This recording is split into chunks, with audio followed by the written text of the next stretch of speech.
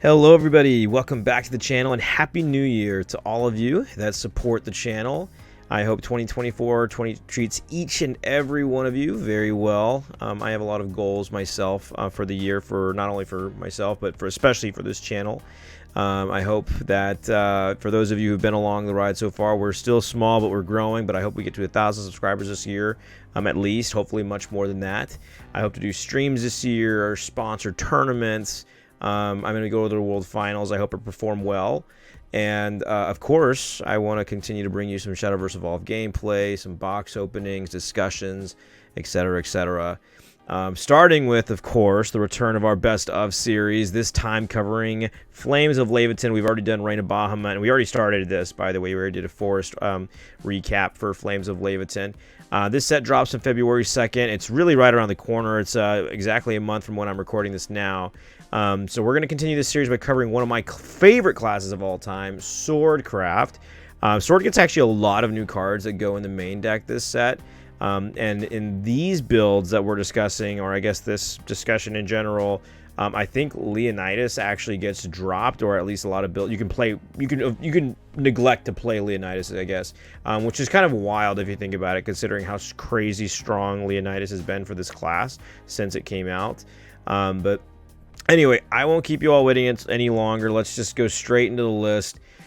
Starting things off, we have Valiant Fencer. This is a 3-cost heroic follower with 2 attack, 2 defense, and a fanfare effect that allows you to search your deck for a heroic card with a different name and add it to your hand. Shocker to no one. A sword gets another card that can search your deck.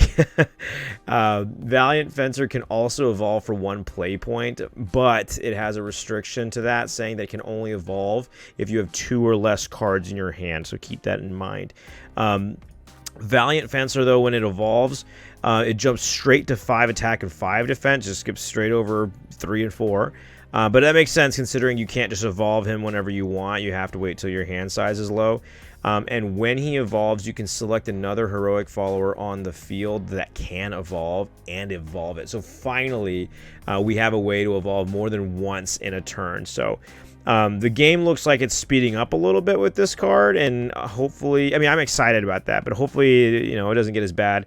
For those of you who play the original, CCG of Shadowverse, you know that you can evolve like 5+ times in a turn. That's not that unordinary. And I hope that the game doesn't get that crazy, but we'll see. Anyway, this card is going to be a lot of, this card is going to be like the central strategy for a lot of these other cards, or a central combo piece for a lot of these other cards we cover. So next on our list, this is another heroic follower, a Marrow Spear Knight. This is a 2-cost follower, 2 attack, 2 defense, and a strike effect that says if you have another heroic follower on your field besides itself, you can give this follower +1 attack and defense, so it becomes a 3/3. A Marrow can also evolve, which makes it a candidate for Valiant Fencer's effect that we just went over, which is probably the only way you're evolving this guy, because it costs 3 play points to evolve him. But anyway, when evolved, a Marrow jumps to being a 3/3 and has an on-evolve effect to select a heroic card in your cemetery and play it for 0 play points. So if you drop Valiant Fencer, I guess I should do the main deck one. If you drop Valiant Fencer on turn 5 or 6, depending on the turn order, you could search your deck for a copy of a Marrow, play the Marrow, and then evolve the Valiant Fencer, and then all of a sudden, you got 3 cards on board from just 1, because you have the Valiant, you have a Marrow brings out another one, all of that for 5 or 6 play points. So it's certainly like meant to be a momentum shift. And keep in mind, 2 of those cards can attack because both Valiant Fencer and a Marrow would be evolved that turn, so they would have Rush. So it's a cool line of play, and I'm sure many of you out there are going to figure things out, or the best ways to combo that even better than just that. So moving on, we have Iron Wrought Defender. This is a 1-cost heroic follower with 2 attack, 2 defense, and a fanfare effect that says if there are 2 or more heroic cards in your cemetery, give this follower +1 defense and ward. At least I think it's defense. The Shadow Card website doesn't always translate super well, so it just says question marks. But it makes more sense to me. They would buff defense versus attack since it's warded, but I could be wrong. But this card doesn't evolve, so you can't evolve it with Fencer, but it is a card you can bring back with the Marrow's evolve effect, so you have, in that situation, 2 attackers and a ward, which sounds very strong on turn 5 or 6, but not as strong as this next card, Mock Knight. This is a 3-cost heroic follower with 3 attack, 3 defense, and a fanfare effect that says, when this card is put onto the field from anywhere other than your hand, so that means EX or Cemetery, give it Storm. So bringing this guy out through a Marrow seems to be, the main combo, obviously. It just makes the most sense. So I guess, honestly, I think I was wrong about not ever playing the 3 play points to evolve a Marrow the hard way, because if you're on turn 5, I wouldn't feel bad at all about hard playing a Marrow for 2, paying 3 play points to evolve it the old-fashioned way, and then bringing out a Mock Knight from your Cemetery, and then it's a 3/3 Storm. So that's actually really not a bad play at all. So I guess, yeah, forgive me for my already bad take. Anyway, moving on, Mock Knight also evolves, and when evolved, he jumps to a 4 attack, 4 defense, and can select an enemy follower on the field and deal it 2 or 4 damage. So 2 damage or 4 damage, depending on whether or not there are 2 or more heroic cards in your Cemetery. So nothing crazy there, but it does show that, this is a really flexible card, and it actually is kind of like, I read that, and I was like, I immediately thought, this is like a Dragon Warrior. It essentially is a Dragon Warrior for Sword, which is great, because I think actually Sword could do with a flexible card like this, that it can either pop a card or gain Storm, or both, depending on how the situations work out. But yeah, very excited for this card. Look out for it. I'm sure that we're going to see this very, very, very often in the Swordcraft deck. So moving on to this next card, this is actually the last heroic card on my list, and it's a spell card. So there's this heroic entry.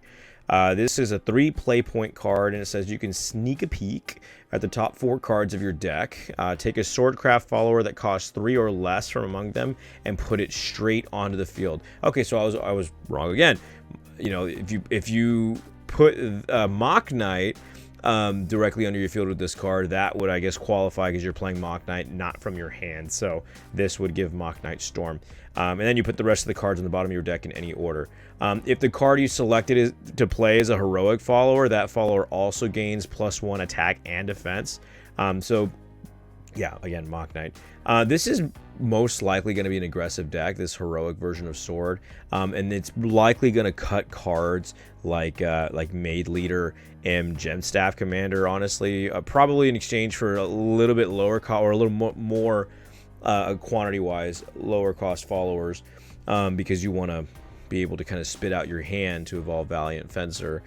So things like heroic entry are probably going to be very, very crucial for this deck, because Gemstaff and Maid Leader are consistency cards, and I think you're going to need other consistency cards to take some place, like heroic entry. So this card is just going to be a bronze in the next set, but I can already tell, looking at this picture, this is going to be a gorgeous premium foil, and I want 3 of them. Old man and old woman. This does not need a lot of coverage. It's very simple. This is a 1-cost follower with 1 attack, 2 defense, and it has Bane. That's it. Which is totally fine. Like I said before, you need a lot of cheap cards to drop early, so you're low on hand size in around turn 5 or 6, and this thing has Bane, so if it stays up, you never know, it could actually out something big if it somehow manages to survive for very long. But might just be like, Lamplit or Blazing Breath food, who knows, but I would play it. Finally, we have a new amulet for Swordcraft. This is Castle in the Sky. This costs 2 play points, and when you play it, this allows you to search your deck for a follower with Storm and add it to your hand. You can also engage this card and send it to the Cemetery for free to select a follower on your field with Storm and give it +1 attack. So finally, oh, sorry, I skipped over part of it, actually. With 10 play points, you can engage this card and send it to the Cemetery to play as many followers as possible from your hand onto the field and give them +2 attack and defense. So that's definitely a going for gameplay. So this card to me is mainly like a setup / consistency card. So if you go for a Valiant Fencer, a Marrow play and bring out Mock Knight while Castle in the Sky is already on the board, and you just get free attack or free +1 attack right there. So just go in and with aggro decks you need as much damage as you can get. So anyway, just like in my Swordcraft video, I want to point out some other cards that are already out now that I suggest you have ahead of time if you're looking to play Swords. Swordcraft in the Flame of Laevateinn format. Starting off with, actually this kind of has to do with Castle in the Sky. Albert Levensaber. This card is a Storm Follower that you can search with Castle in the Sky. You could also search cards like Novice Trooper as well. So I think that personally, like if you're considering getting like the foil version of well, this is not the foil version of Novice Trooper, but I think that if you're considering it, like we've already seen this card be like $7 to $8 a piece before. So if you don't already have one and you like shiny cards, I would consider getting, Novice Trooper, just to have yours already. But you have it's a bronze, so I'm sure you have some sitting by. But Albert is he's about $5 right now. There's plenty on the market, but this is probably going to be like a easily 2 or 3 of. If you play the heroic version of the deck that's really aggressive, you're going to want to have at least at least 2, doubt 3, probably 2, but yeah, I would just make sure you have that.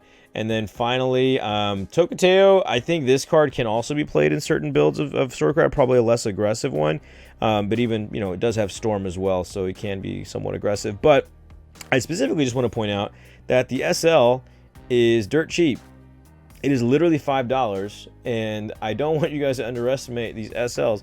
They are gorgeous. They really are gorgeous cards. I wouldn't tell you, hey, go ahead and buy an SP or whatever, but the Super Legendary for $5, yeah, if I was going to play that, I would absolutely feel good about dropping $5. So yeah, just consider it. My opinion, don't just take it for what it is. But that's all I got for you guys today. I hope you guys have enjoyed the video. I hope you guys enjoy this series. Let me know what you want to see next, and like always, please remember to like, comment, and subscribe, and I will see you in the next one. Bye bye.